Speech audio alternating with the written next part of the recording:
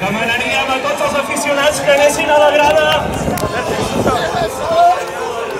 I els jugadors entrant a la vestida i començarà la festa.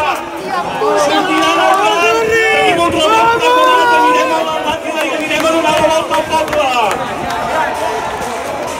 Perquè som de segona, a Salou!